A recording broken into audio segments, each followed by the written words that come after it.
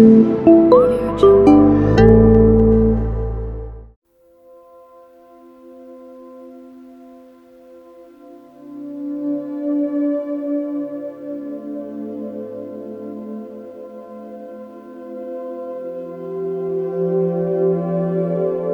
Selamat malam teman-teman semua. Pada kesempatan ini kita akan melihat 50 alasan ya. Ada 50 alasan mengapa Martin Luther, biarawan Agustinian ini di Jerman pada abad ke-16 diekskomunikasi oleh Gereja Katolik. Selama membuat konten-konten seputar heresi bernama Protestantisme, ada beberapa orang yang bertanya kepada saya, Romo, coba jujur, kira-kira kenapa sampai Martin Luther diekskomunikasi oleh gereja? Dari Dave Armstrong ya, seorang apologet Katolik, dia mengatakan, dia menceritakan bahwa dia juga pernah mendapat pertanyaan yang sama. Ada seorang Lutheran pernah bertanya kepada dia, Dave Armstrong ini, mengapa Martin Luther diekskomunikasi? Dengan cara apa dia itu seorang heterodoks? Kenapa dia dianggap heterodoks? Itu apa saja heterodoksinya? Luther ini diekskomunikasi pada tahun 1521. Sifat radikal anti-tradisional dari banyak berarti tidak semua. Dari banyak pendapat Luther, opini teologisnya, setidaknya pada tahap awal, jelas terlihat dalam 3 risalah besarnya pada tahun 1520. Bukan sekedar pada 95 tesis yang menurut legenda dipakukan di pintu gerbang gereja Wittenberg. 3 risalah besarnya pada tahun 1520 itu adalah yang paling utama, To the Christian Nobility of the German Nation dan The Babylonian Captivity of the Church. Pembuangan Babylon, gereja dalam pembuangan Babylon menurut dia, kepada para pangeran Kristen yang berbangsa Jerman. Ya, Luther sedikit Jermanik ya. Oke, pada kesempatan ini kita tidak mencoba membela benar atau salahnya ajaran Katolik, bukan itu. Kita tidak sedang beropologi tentang ajaran gereja Katolik, melainkan kita hanya menunjukkan bahwa Luther itu heterodoks atau sesat menurut kriteria ajaran Katolik, itu saja. Bukan soal benar atau salah, kita tidak begitu, kita kesampingkan dulu. Intinya bahwa dia heterodoks secara gereja Katolik. Berdasar langsung dari pertanyaan-pertanyaan dalam 2 karya ini, To the Christian Nobility of the German Nation dan The Babylonian Captivity of the Church, Dave Armstrong itu ada merangkul sekitar 50 heresi dari Luther, heterodoksi dari Martin Luther yang tidak terbantahkan pada tahun 1520. Dinilai oleh standar teologis Katolik yang ada. Standar teologinya Katolik. Luther yang pikir dia satu-satunya orang yang paling tahu gereja Katolik, paling tahu teologi Katolik. Yang pertama, pemisahan pembenaran dari pengudusan. Justification dari sanctification. Nah, ini teologi sekali kan. Kita yang tidak tahu, kita ikut saja. Begitu. Yang hanya tahu saja bahwa dia yang protes indulgensi, dengar baik-baik. Pemisahan pembenaran dari pengudusan. Sanctification from justification. Pembenaran ekstrinsik, justification and extrinsic, forensik, dan diperhitungkan. Ada perhitungan ya, pembenaran itu. Lalu keyakinan fidusia. Fidusia ini apa ya? Fidusia. Penghakiman pribadi terhadap infalibilitas gerejawi. Penghakiman pribadi terhadap infalibilitas gerejawi. Ini heterodoksi dari Luther. Penolakan terhadap 7 kitab deuterokanonika, heterodoks. Penyangkalan terhadap dosa ringan, venial sin. Penyangkalan terhadap perbuatan baik atau perbuatan amal. Dia menyangkal hanya iman. Sola scriptura dan penilaian pribadi yang radikal. Jika kita semua adalah imam, mengapa kita hendaknya tidak juga memiliki kuasa untuk menguji dan menilai apa yang benar atau salah dalam masalah iman? Ini yang menghasilkan begitu banyak denominasi di luar sana. Karena sola scriptura dan penilaian pribadi yang radikal. Penyangkalan bahwa paus memiliki hak untuk mengadakan konsili, itu juga heterodoks. Hanya orang-orang yang dibenarkan yang dapat melakukan perbuatan baik. Denial of the sacrament of ordination, penolakan terhadap sakramen tabisan. Denial of exclusively priestly absolution, penyangkalan terhadap sakramen pengakuan. Siapapun di dalam komunitas Kristiani bisa memberikan absolusi, menurut Luther. Dan heterodoks. God has not instituted the office of bishop. Tuhan tidak melembagakan jabatan keuskupan, jabatan uskup. Menurut dia Tuhan tidak menjabat. Yang ke-14, Tuhan tidak melembagakan jabatan kepausan.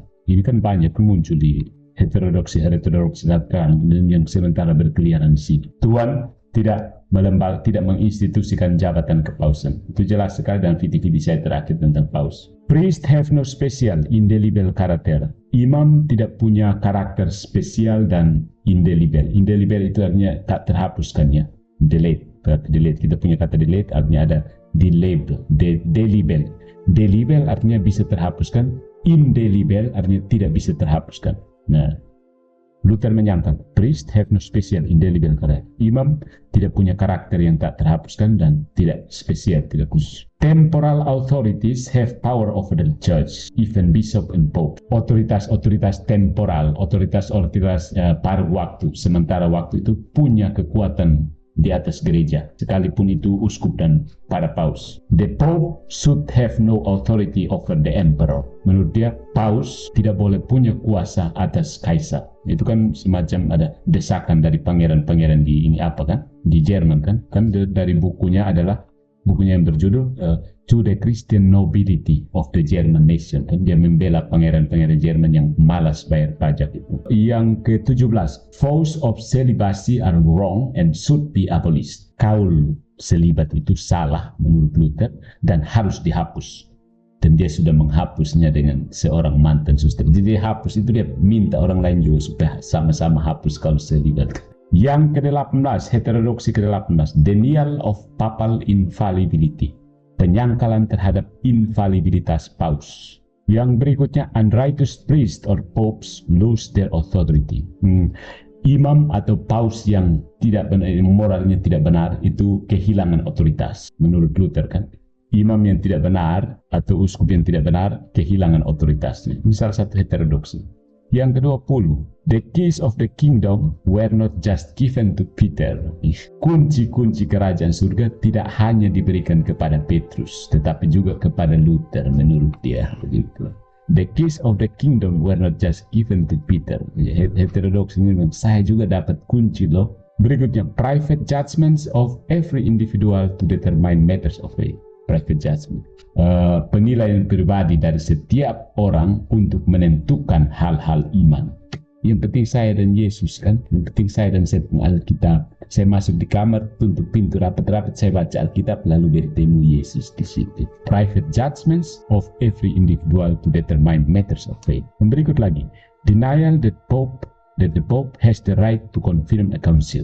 Dia menolak penyangkalan terhadap paus yang punya hak untuk meratifikasi sebuah konsili, untuk mengukuhkan sebuah konsili. Yang berikutnya lagi, denial that the church has the right to demand celibacy of certain callings. Ya. Penyangkalan bahwa gereja punya hak untuk meminta hidup selibat untuk panggilan tertentu. Gereja punya hak untuk menetapkan bahwa yang selibat saja yang boleh masuk dalam panggilan seperti ini. Yang 24, Tuhan tidak menginstitusikan panggilan membiara. God has not instituted the vocation of monk. Kemudian yang ke-25, feast days should be abolished. Hari-hari pesta itu harus dihilangkan. Hari pesta. Jadi di luar gereja Katolik itu tidak ada kalender misalnya hari ini pesta ini, pesta ini tidak ada. Mereka hanya tunggu tepa di Paskah dan Natal saja. 26 itu fast should be strictly optional. Puasa itu pilih suka-suka saja. Mana suka. Siapa mau puasa, puasa. Yang soal mau puasa lu gacor terus begitu. Hari-hari puasa bukan hari fast, tadi feast, hari pestanya dihilangkan, puasanya merupakan opsional saja, tidak boleh diwajibkan. Puasa itu tidak boleh diwajibkan. Yang ke-27, canonization of saints is truly corrupt and should stop. Kanonisasi orang kudus itu korup dan harus dihentikan. Kanonisasi orang kudus. Yang ke-28, krisma itu bukan sakramen. Krisma bukan sebuah sakramen. Ini heresi, heterodoks dari si biarawan Agustinian ini. Yang ke-29, indulgensi harus dihapus. Yang ke-30, dispensasi juga harus dihapus. Kita kan di gereja Katolik kan kenal ada dispensasi dari ordinaris wilayah ya, dari uskup ya. Misalnya ada orang yang mau menikah beda agama, bisa mendapat appeal kepada uskup, uskupnya bisa memberikan dispensasi. Dia mengatakan dispensasi harus dihapus. Yang ke-31 ini berhubungan dengan filsafat. Filsafat dan Aristoteles sebagai contoh prime example itu tidak unsavory, tidak mencukupi, kurang, memberikan pengaruh yang merendahkan kekristenan ya. filsafat bagi Luther itu merendahkan kekristenan. Jadi ini menolak Aristoteles tapi merangkul William Ockham. Jadi dia sengaja sebut filsafat karena saat abad ke-16 itu kalau sebut filsafat itu artinya Aristoteles, atau sebut filsuf itu artinya Aristoteles. Maka dia kan pengagum William Ockham kan. Pengagum William Ockham, jadi dia menolak Aristoteles. Ini jelas sekali di sini. Dia mengatakan bahwa filsafatnya Aristoteles itu bisa merendahkan kekristenan. Yang ke-32, transubstansiasi adalah katanya a monstrous idea. Yang ke-33, the church cannot institute sacraments. Gereja tidak bisa melembagakan sakramen-sakramen. Kayaknya gerejanya Luther tidak bisa. Kemudian yang ke-34, denial that the mass is a good work. Penyangkalan terhadap Ekaristi sebagai suatu perbuatan yang baik. Ekaristi sebagai perbuatan baik itu disangkal. Kemudian penyangkalan bahwa Ekaristi adalah true sacrifice, pengorbanan yang sejati, kurban yang sejati. Ekaristi adalah kurban yang sejati. Dia menyangkal. Kemudian 36 itu penyangkalan terhadap pernyataan bahwa sakramen itu berlaku secara ex opere operato. Maksudnya tergantung dari tindakan sakramen itu, bukan dari orang yang melakukan tindakan. Dia menyangkal itu. Prinsip ex opere operato. Yang berikutnya adalah denial that penance is sacrament. Penyangkalan terhadap sakramen pengakuan. Itu 2 kali ya, sakramen pengakuan. Tadi itu absolusi. Semua orang bisa memberi absolusi. Kemudian yang berikut ini adalah penyangkalan bahwa pengakuan itu sakramen. Confess. Yang berikut, assertion that the Catholic Church has completely abolished the practice of penance. Dia menyatakan bahwa Gereja Katolik sudah mengeliminasi, merusak praktik pengampunan itu sendiri. Praktik pengampunan itu sudah dirusak oleh Gereja Katolik, sudah dihilangkan oleh Gereja Katolik. Kan yang dalam hubungannya dengan praktik simoni yang terjadi kan. Kemudian klaim bahwa gereja telah merusakkan iman sebagai sebuah aspek dari pengampunan itu sendiri. Abolis itu menghilangkan iman ya, menghilangkan iman sebagai sebuah aspek dari penance, aspek pertobatan. Dia mengklaim bahwa gereja telah menghilangkan iman, hanya perbuatan baik saja. Yang berikutnya adalah penyangkalan terhadap suksesi apostolik. Yang berikut lagi, setiap orang awam yang bisa, dia boleh mengumpulkan orang untuk konsili. Any layman who can should call a general council.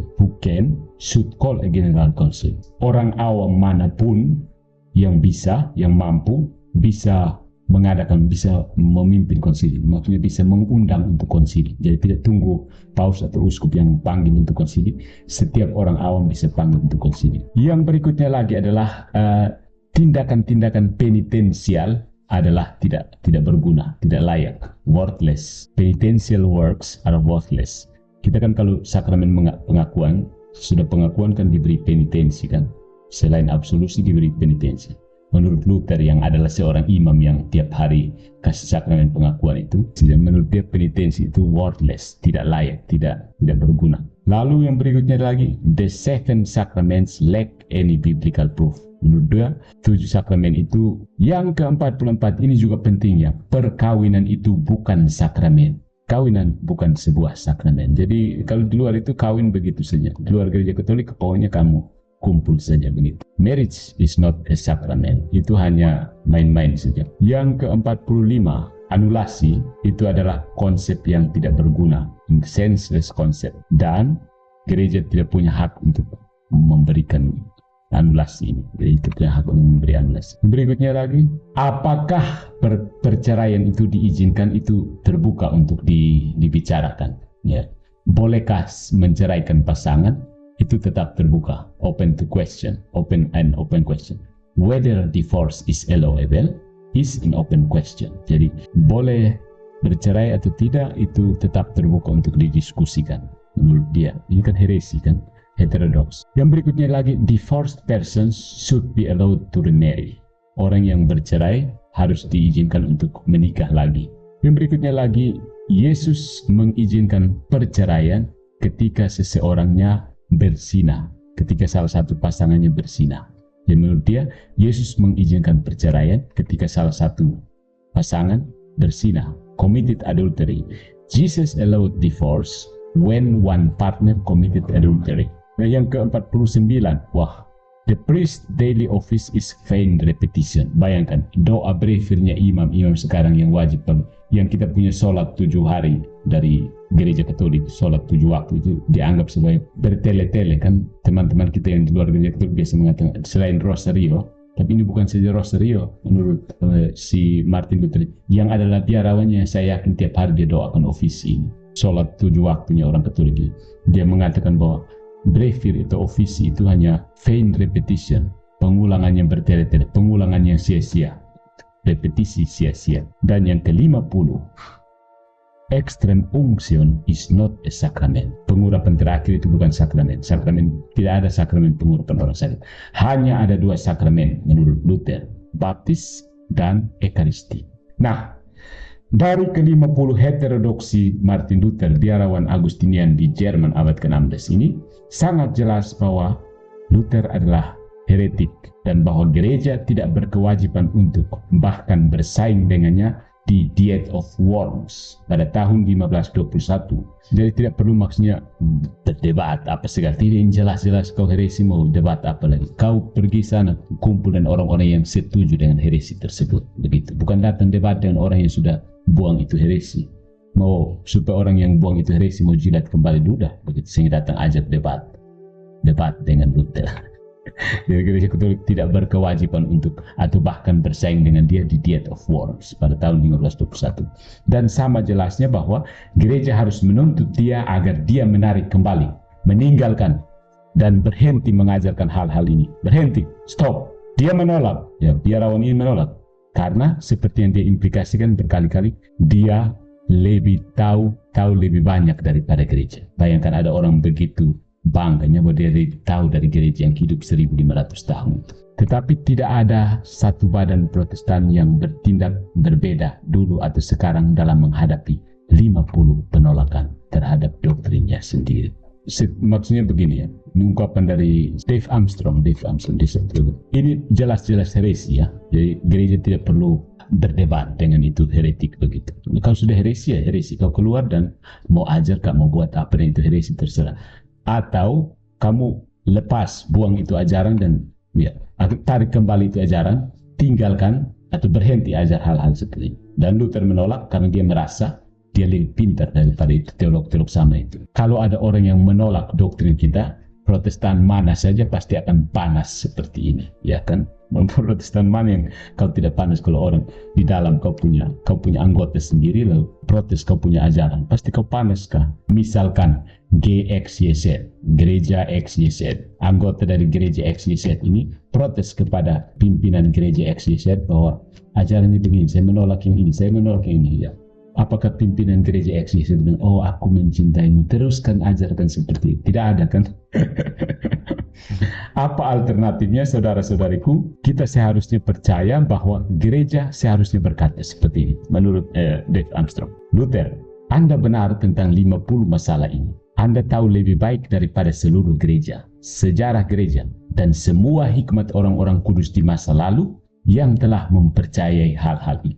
1500 tahun, bahkan orang-orang kudus seperti Thomas Aquina, Santo Agustinus, Santo Athanasius percaya semua hal ini yang sekarang kau mati-matian tolak. Apakah kamu lebih cerdas dari orang-orang ini? Kami akan tunduk kepada atasan Anda, kebijaksanaan yang dikirim dari surga, dan mengubah semua 50 kepercayaan atau praktik sehingga kami dapat melanjutkan ke arah yang saleh. Wahai Luther, terima kasih banyak telah memberitahu kami tentang semua kesalahan ini. Kita sering diberitahu saudara-saudariku bahwa sudah jelas bahwa Luther adalah seorang Katolik yang baik dan taat, yang hanya ingin mereformasi gereja, tidak membatalkan atau meninggalkannya, apalagi memulai sekte baru. Ini bahasa yang ada timbul di mana-mana di sosial media sekarang. Mungkin semua anak di luar sana dididik seperti itu. Luther itu seorang biarawan yang baik, dia taat, dia hanya ingin mereformasi gereja, tidak membatalkan atau meninggalkannya, apalagi memulai sebuah sekte baru. Tetapi tidak seorang pun yang membaca 3 risalah Luther yang terkenal pada tahun 1520. Mereka lebih lihat ke 95 tesis kan, pikir hanya itu saja. 3 risalah Luther yang terkenal pada tahun 1520 bisa meragukan bahwa dia telah berhenti menjadi seorang Katolik ortodoks, Katolik yang ortodoks. Kalau baca saja karyanya, kita sudah tahu bahwa ini orang bukan Katolik lagi. Kok bisa tulis begini, lu Katolik bisa tulis begini, begitu. Dia tidak enggan menjadi demikian karena dia secara tidak adil diusir dari gereja oleh orang-orang yang tidak mau mendengarkan kitab suci dan akal budi yang nyata. Menurut dia secara tidak adil diusir dari gereja oleh orang-orang yang tidak mau mendengarkan kitab suci dan tuntutan akal budi yang nyata. Itu kan seperti itu. Karena itu gereja sepenuhnya dalam hak-haknya, ya sangat logis ya, masuk akal. Haknya sebagai gereja untuk konsisten dan tidak munafik sedikit pun, untuk hanya menuntut supaya Luther menarik kembali kesalahannya di Diet of Worms pada tahun 1521 dan menolak untuk berdebat dengannya. Setelah mencoba beberapa kali, bagaimanapun juga, karena untuk melakukannya akan mengabulkan anggapannya bahwa ia berada dalam posisi untuk berdebat dengan otoritasnya sendiri, apa yang telah menjadi akumulasi kebijaksanaan doktrinal dan teologis gereja selama hampir 1500 tahun. Jadi cerita tentang Luther versi Protestan, sejarahnya Martin Luther versi Protestan yang selalu disebar di mana-mana adalah bahwa untuk permulaan gerakan baru Luther adalah bahwa dia hanya ingin mereformasi korupsi dan ekses dalam praktik gereja Katolik, khususnya penyalahgunaan indulgensi, uskup atau imam yang tidak beres dan lain-lain, tidak bermoral dan lain-lain. Itu tentu saja merupakan aspek motivasi dan penalarannya, tetapi tidak semuanya. Dengan cara apapun dan di kemudian hari, dia bahkan dengan terus terang mengakui dengan sangat jijik bahwa Lutheran secara keseluruhan kurang saleh daripada orang Katolik. Demikianlah 50